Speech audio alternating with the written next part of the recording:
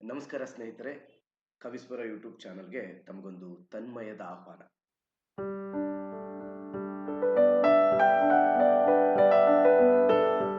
ಸರ್ಕಾರಿ ನೌಕರರ ವರ್ಗಾವಣಾ ಪರ್ವ ಇವತ್ತಿಂದ ಅಂದ್ರೆ ಜೂನ್ 25ರಿಂದ ಪ್ರಾರಂಭ ಆಗಿದೆ ಸ್ನೇಹಿತರೆ. 2024-25ನೇ ಸಾಲಿನ ಕರ್ನಾಟಕ ಸರ್ಕಾರಿ ನೌಕರರ ಸಾರ್ವತ್ರಿಕ ವರ್ಗಾವಣಾ ಮಾರ್ಗಸೂಚಿಗಳು ಅಂದ್ರೆ ಟ್ರಾನ್ಸ್ಫರ್ ಗೈಡ್ಲೈನ್ಸ್ 24-25 ಇವತ್ತು ಇಶ್ಯೂ ಆಗಿದೆ. ಇತ್ತೀಚೆಗೆ ಈ ಬಗ್ಗೆ ವಿಡಿಯೋ ಮಾಡಿ ವರ್ಗಾವಣಾ ಮಾರ್ಗಸೂಚಿಗೆ ಮೂಲ ಆಧಾರವಾದಂಥ ಆದೇಶ ಯಾವುದು ಅಂದ್ರೆ ಇದು government order number DPR 2022 STR 2013 dated 7/6/2013 ಅಂತ ಹೇಳಿದ್ದೆ. ಆದ್ರೆ ಇವಾಗ ಆ ಆದೇಶವನ್ನ 7/6/2013 ಆದೇಶವನ್ನ ಪರಿಷ್ಕರಿಸಿ ಹೊಸ ಮಾರ್ಗಸೂಚಿ ಆದೇಶವನ್ನೇ ಸರ್ಕಾರ ಇವತ್ತು ಹೊರಡಿಸಿದ್ದಾರೆ. ಇನ್ನು ಮುಂದೆ ಈ ಆದೇಶ ಈ ಮುಂದೆ ಬರ್ತಕ್ಕಂಥ ಹೊಸ ಮಾರ್ಗಸೂಚಿ ಆದೇಶ ಅಂದ್ರೆ ನಾನು ಹೇಳಿದ್ನಲ್ಲ, ಈ ಆದೇಶ ಸರ್ಕಾರಿ ಆದೇಶ ಸಂಖ್ಯೆ CSOE 33/2024 ದಿನಾಂಕ 25/6/2024 ಈ ಆದೇಶವೇ ವರ್ಗಾವಣೆ ಮಾರ್ಗಸೂಚಿಗಳ ಮೂಲ ಆದೇಶವಾಗಲಿದೆ ಸ್ನೇಹಿತರೆ. ಆದ್ರಿಂದ 7/6/2013 ವರ್ಗಾವಣಾ ಮಾರ್ಗಸೂಚಿ ಆದೇಶ ಮೂಲ ಆದೇಶ ಏನಿತ್ತು ಆ ಆದೇಶವನ್ನ ರದ್ದುಪಡಿಸಿ ಪರಿಷ್ಕೃತ ಮಾರ್ಗಸೂಚಿನ ಇವತ್ತಿಂದ ಸರ್ಕಾರ ಹೊರಡಿಸಿದೆ. ಇಲ್ಲಿ ಏನೇನು ಹೊಸತೇನಿದೆ ಅನ್ನೋದನ್ನ ಚರ್ಚೆ ಮಾಡ್ತಾ ಹೋಗೋಣ ಬನ್ನಿ. ಇಲ್ಲಿ ನಾವು ವರ್ಗಾವಣೆ ಅಂದ್ರೇನು, ಇದರಲ್ಲಿ ಒಂದು ಹೊಸ ಪದಾವಳಿಯನ್ನ ಸೇರಿಸಿದ್ದಾರೆ, ಚಲನವಲನ ಅಂದ್ರೆ ವರ್ಗಾವಣೆ ಅಂದ್ರೆ ಗೊತ್ತು ನಿಮಗೆ, ಒಂದು ಕಾರ್ಯಸ್ಥಾನದಿಂದ ಇನ್ನೊಂದು ಕಾರ್ಯಸ್ಥಾನಕ್ಕೆ ವರ್ಗಾವಣೆ ಆಗ್ತಕ್ಕಂಥದ್ದು.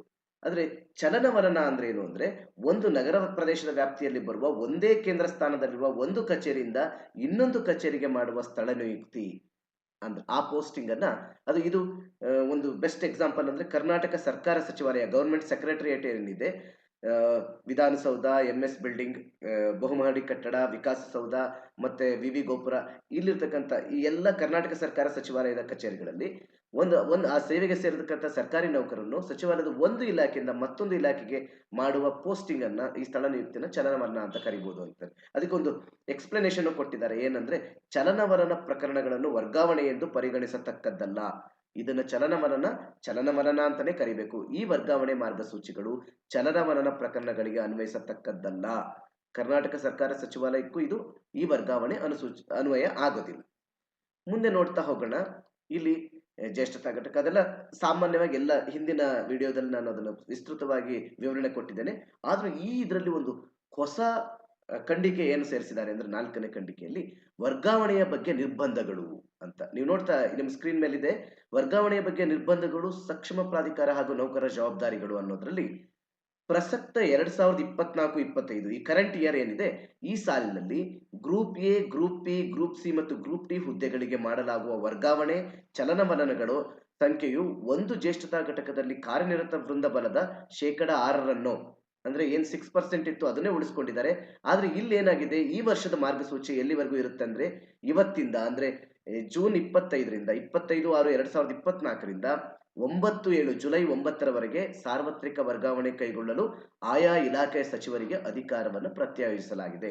ಆಯಾ ಇಲಾಖೆಯ ಮಂತ್ರಿಗಳೇ ಮಿನಿಸ್ಟರೇ ಸಕ್ಷಮ ಪ್ರಾಧಿಕಾರ ಆಗಿರ್ತಾರೆ ಈ ವರ್ಗಾವಣೆಯನ್ನ ಮಾಡ್ಲಿಕ್ಕೆ. ಇದ್ರ ನಂತರ ಆಗ್ತಕ್ಕಂಥ ವರ್ಗಾವಣೆಗೆ ಅವಕಾಶ ಇರೋದಿಲ್ಲ. ಆದ್ರೆ ಆ ಎಲ್ಲ ವರ್ಗಾವಣೆಯನ್ನ ಚೀಫ್ ಮಿನಿಸ್ಟರ್ ಮುಖ್ಯಮಂತ್ರಿಗಳ ಪೂರ್ವಾನುಮೋದನೆ ಪಡೆದು ಈ ವರ್ಗಾವಣೆ ಮಾರ್ಗಸೂಚಿ ಹೊರತಾದ ಟ್ರಾನ್ಸ್ಫರ್ಗಳನ್ನ ಹಾಗೆ prior approval of the chief minister ಮಾಡಬೇಕಾಗುತ್ತೆ. ಇಲ್ಲಿ ಒಂದು ಹೊಸ ಖಂಡಿಕೆಗಳನ್ನ ಏನ್ ಮಾಡಿದ್ದಾರೆ ಅಂದ್ರೆ ಯಾವುದೇ ಸರ್ಕಾರಿ ನೌಕರನ ವಿರುದ್ಧ ಗಂಭೀರ ಆರೋಪಗಳು ಅಥವಾ ಕ್ರಿಮಿನಲ್ ಮೊಕದ್ದಮೆ ಅಥವಾ ಇಲಾಖಾ ವಿಚಾರಣೆ ಏನಾದ್ರೂ ಬಾಕಿ ಇದ್ರೆ ಅವ್ರನ್ನ ಪ್ರಾಸಿಕ್ಯೂಟ್ ಮಾಡಬೇಕು ಅಂತ ಇದ್ರೆ ಅವ್ರನ್ನ ಯಾವುದೇ ಎಕ್ಸಿಕ್ಯೂಟಿವ್ ಪೋಸ್ಟ್ಗೆ ಟ್ರಾನ್ಸ್ಫರ್ ಮಾಡೋ ಹಾಗಿಲ್ಲ, ನಾನ್ ಎಕ್ಸಿಕ್ಯೂಟಿವ್ ಪೋಸ್ಟ್ಗೆ ನೇಮಿಸಬೇಕು, ಸ್ಥಳ ನಿಯುಕ್ತಿ ಮಾಡಬೇಕು ಅಂತ ಹೇಳಿದ್ದಾರೆ. ಆಮೇಲೆ ಅವ್ರನ್ನ ಯಾವುದೇ ಇಲಾಖಾ ವಿಚಾರಣೆ ಎದುರಿಸ್ತಕ್ಕಂಥ ನೌಕರರಿಗೆ ಅವ್ರ ಕೋರೋ ಹುದ್ದೆಗೆ ಪೋಸ್ಟಿಂಗ್ ಮಾಡಬಾರ್ದು ಅಂತ ಹೇಳಿದ್ದಾರೆ. ಆಮೇಲೆ ಈಗ ಬಹಳಷ್ಟು ವರ್ಗಾವಣೆ ಆದ ತಕ್ಷಣ ನಿಮಗೆ ಇಷ್ಟ ಇಲ್ಲದೆ ಇದ್ರೆ ರಜಾ ಹಾಕ್ಬಿಡ್ತೀರಾ, ಅದಕ್ಕೆ ಆರೋಗ್ಯದ ಕಾರಣ ಕೊಡ್ತೀರಾ. ಆದ್ರೆ ಇಲ್ಲಿ ಅದಕ್ಕಾಗಿ ಹೊಸ ಖಂಡಿಕೆಯನ್ನ ಒಂದು ಹೊಸ ಪ್ಯಾರವನ್ನ ಹೇಳಿದ್ದಾರೆ.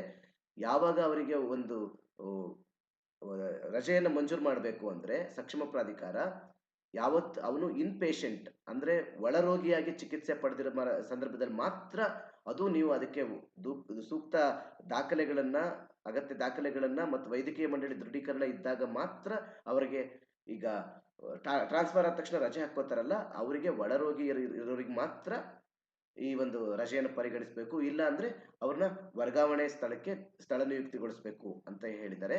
ಆಮೇಲೆ ಈ ಒಳರೋಗಿಯಾಗಿದ್ದರು ಬಿಡುಗಡೆ ಆದ ನಂತರ ಅವ್ರಿಗೇನು ವರ್ಗಾವಣೆ ಆಗಿರ್ತದೆ ಆ ಸೇರಿಕೆ ಕಾಲ ಜಾಯ್ನಿಂಗ್ ಟೈಮ್ ಅಂತ JT ಅಂತ ಏನಿರುತ್ತೆ, ಜಾಯ್ನಿಂಗ್ ಟೈಮ್ ಅನ್ನ ರಜಾ ಅರ್ಜಿಯನ್ನ ಸಕ್ಷಮ ಪ್ರಾಧಿಕಾರಕ್ಕೆ ಸಲ್ಲಿಸಿ ರಜಾ ಮಂಜೂರು ಮಾಡಿಸ್ಕೊಂಡ ನಂತರನೇ ಅವರು ಸೇರಿಕೆ ಕಾಲ ಪರಿಗಣಿಸಿ ಅದನ್ನ, ಇಲ್ಲದಿದ್ರೆ ಇದನ್ನ ಸೇರಿಕೆ ಕಾಲ ಮೀರಿದ ಅವಧಿಯನ್ನ ಅನಧಿಕೃತ ಗೈರು ಹಾಜರಿ ಅಂತ ಪರಿಗಣಿಸ್ರಿ ಅಂತ ಹೇಳ್ತಾ ಇದ್ದಾರೆ. ಆಮೇಲೆ ರಜಾ ಅರ್ಜಿಯನ್ನ ಕಡ್ಡಾಯವಾಗಿ ನಿಗದಿತ ಸೇರಿಕೆ ಕಾಲ within the joining time prescribed ಅಂತ ಹೇಳ್ತಾರೆ, ಆ ಸಂಬಂಧಪಟ್ಟ ಸಕ್ಷಮ ಪ್ರಾಧಿಕಾರಕ್ಕೆ ಸಲ್ಲಿಸತಕ್ಕದ್ದು ಅಂತ ಹೇಳ್ತಾರೆ ಸ್ನೇಹಿತರೆ. ಆಮೇಲೆ ಈ ಕೆಲವು ಸಂದರ್ಭಗಳಲ್ಲಿ ಈ ಸಾರ್ವತ್ರಿಕ ವರ್ಗಾವಣೆಯ ಅವಧಿ ನಂತರ ಈ ಕೆಲ ಸಂದರ್ಭಗಳನ್ನು ಮಾತ್ರ ವರ್ಗಾವಣೆ ಮಾಡ್ಬೋದು, ಆದ್ರೆ ಬೇರೆ ಮಾಡೋ ಹಾಗಿಲ್ಲ ಅಂತ ಹೇಳ್ತಾರೆ. ಯಾವ್ಯಾವ ಸಂದರ್ಭ ಅಂದ್ರೆ, ಒಬ್ಬ ಸರ್ಕಾರಿ ನೌಕರ ಸೇವೆಯಲ್ಲಿ ಅವನು ಸಸ್ಪೆನ್ಷನ್ ಅಲ್ಲಿ ಇದ್ರೆ ಅವನು ವರ್ಗಾವಣೆಯನ್ನು ಮಾಡಲಿಕ್ಕೆ ಅಥವಾ ಚಲನವಲನಗೊಳಿಸಲು ಇಂಟೆಂಡ್ ಆಗಿದ್ರೆ ಅಥವಾ ಆಬ್ಜೆಕ್ಟಿವ್ ಇದ್ರೆ ಉದ್ದೇಶಿಸಿದ್ರೆ ಸರ್ಕಾರ ಅವಾಗ ಮಾಡ್ಬೋದೇ ಹೊರತು ಬೇರೆ ಸಮಯದಲ್ಲಿ ಮಾಡೋ ಹಾಗಿಲ್ಲ. ಆಮೇಲೆ ಹೊಸ ಕಚೇರಿಗಳನ್ನ ಹೊಸ ಹುದ್ದೆಗಳನ್ನ ಸೃಜಿಸಿದಾಗ ಅಥವಾ ಯಾವುದೋ ನೌಕರನ ನಿವೃತ್ತಿ, ಬಡ್ತಿ, ರಾಜೀನಾಮೆ, ಹಿಂಬಡ್ತಿ, ವಜಾಗೊಳಿಸೋದು, ಮರಣ, ಕಡ್ಡಾಯ ನಿವೃತ್ತಿ, ಇದರಿಂದ ವೇಕೆನ್ಸಿ ಕ್ರಿಯೇಟ್ ಆಗುತ್ತಲ್ಲ ಆ ಹುದ್ದೆಗಳಿಗೆ, ಹೊಸದಾಗಿ ಹುದ್ದೆ ಸೃಜಿಸಿರೋದಕ್ಕೆ ಸೃಷ್ಟಿಯಾಗಿರ್ತಕ್ಕಂಥ ಕ್ರಿಯೇಟ್ ಆಗಿರ್ತಕ್ಕಂಥ ಪೋಸ್ಟ್ಗಳಿಗೆ ಮತ್ತೆ ಈ ಯಾವುದೇ ಕಾರಣದಿಂದ ತೆರವಾಗಿರ್ತಕ್ಕಂಥ ಹುದ್ದೆಗೆ ನೇಮಿಸುವಾಗ ಈ ವರ್ಗಾವಣೆಗಳನ್ನ ಮಾಡ್ಬೋದು. ಅದಕ್ಕೆ ವರ್ಗಾವಣಾ ಮಾರ್ಗಸೂಚಿಗಳು ಅಡ್ಡಿ ಆಗೋದಿಲ್ಲ. ಆಮೇಲೆ ವಿಶೇಷವಾದಂಥ ಪ್ರಕರಣಗಳಲ್ಲಿ ಕೆಲವು ಪ್ರಕರಣಗಳಲ್ಲಿ ಸನ್ಮಾನ್ಯ ಮುಖ್ಯಮಂತ್ರಿಗಳಿಗೆ ಸಲ್ಲಿಸಿ ಅವರ ಅನುಮೋದನೆಯನ್ನು ಪಡೆದೇ ವರ್ಗಾವಣೆ ಮಾಡತಕ್ಕದ್ದು ಅಂತ ಹೇಳ್ತಾರೆ.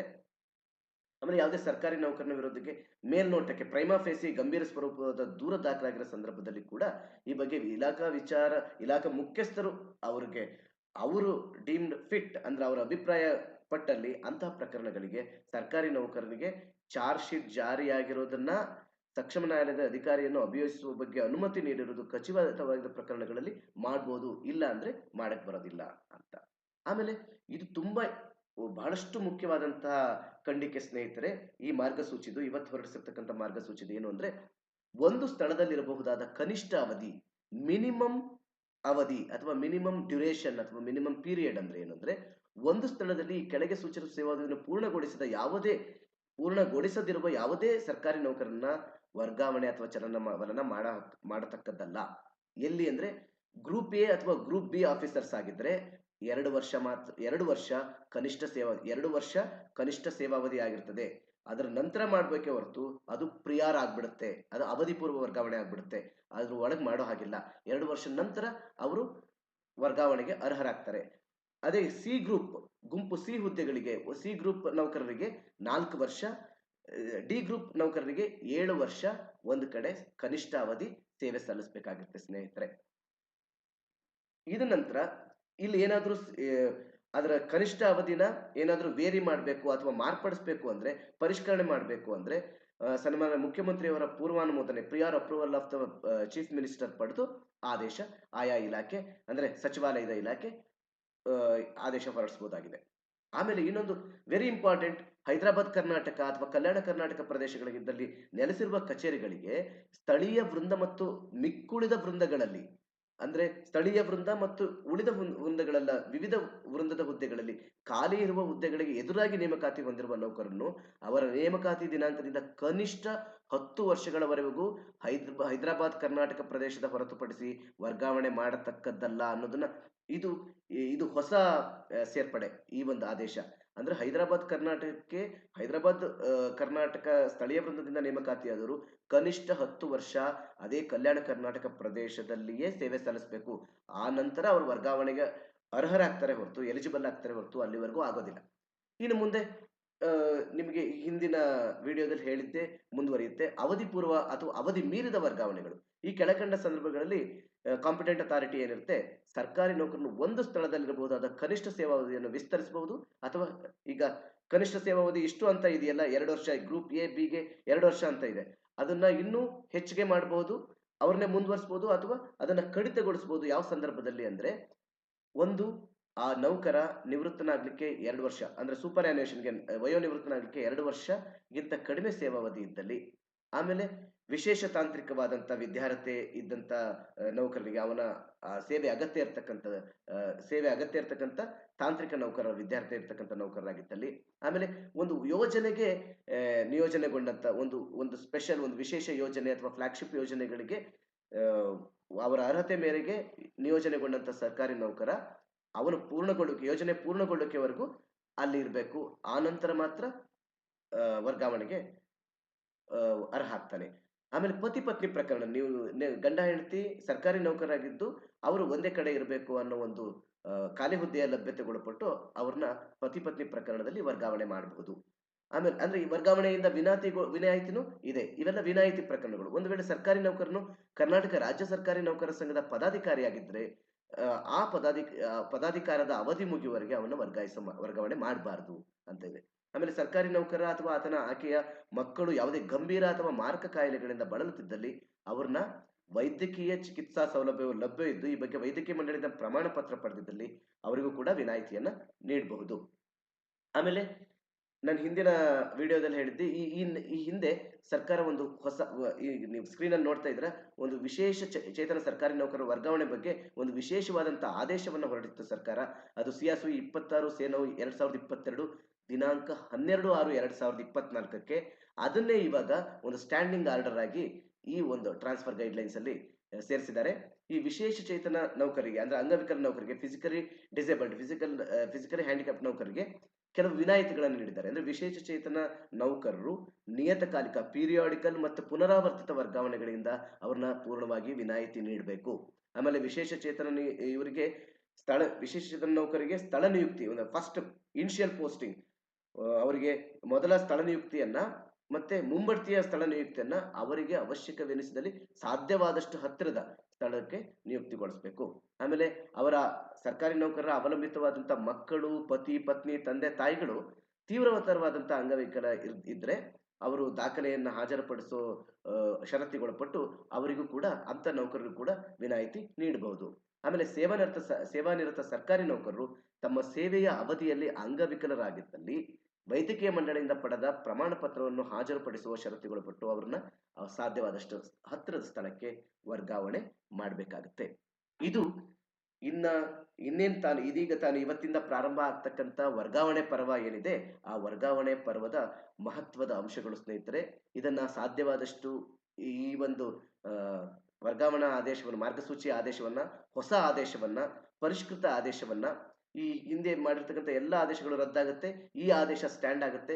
ಈ ಆದೇಶವನ್ನ ನಾನು ನಿಮಗೆ ನನ್ನ ಡಿಸ್ಕ್ರಿಪ್ಷನ್ ಅಲ್ಲಿ ಕೊಡ್ತೇನೆ, ಇದರ ಲಿಂಕ್ ಅನ್ನ ಕೊಡ್ತೇನೆ. ಇದನ್ನ ಸದುಪಯೋಗ ಪಡಿಸ್ಕೊಳ್ಳಿ.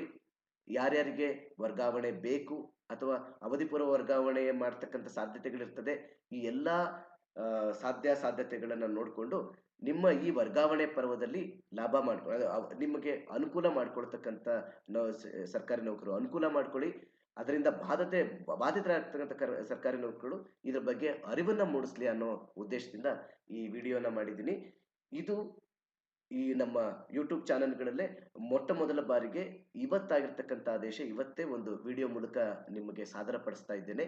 ಈ ಒಂದು ವರ್ಗಾವಣೆ ಅಥವಾ ಹೊಸ ಆದೇಶ, ಈ ವರ್ಗಾವಣೆ ಮಾರ್ಗಸೂಚಿಗಳಿಗೆ ಸಂಬಂಧಪಟ್ಟಂತ ಯಾವುದೇ ಸಂದಿಗ್ಧತೆ, ಗೊಂದಲಗಳ ಇದ್ರೆ ಅದನ್ನ ಪರಿಹರಿಸಲಿಕ್ಕೆ ಪ್ರಯತ್ನ ಮಾಡ್ತೀನಿ. ಅದನ್ನ ಕಾಮೆಂಟ್ ಮಾಡಿ, ಈ ವಿಡಿಯೋನ ಆದಷ್ಟು ಶೇರ್ ಮಾಡಿ. ಈ ಚಂದದ ಚಾನಲ್ಗೆ ಚಂದಾದಾರರಾಗಿ ಸ್ನೇಹಿತರೆ. ಎಲ್ಲರಿಗೂ ನಮಸ್ಕಾರ.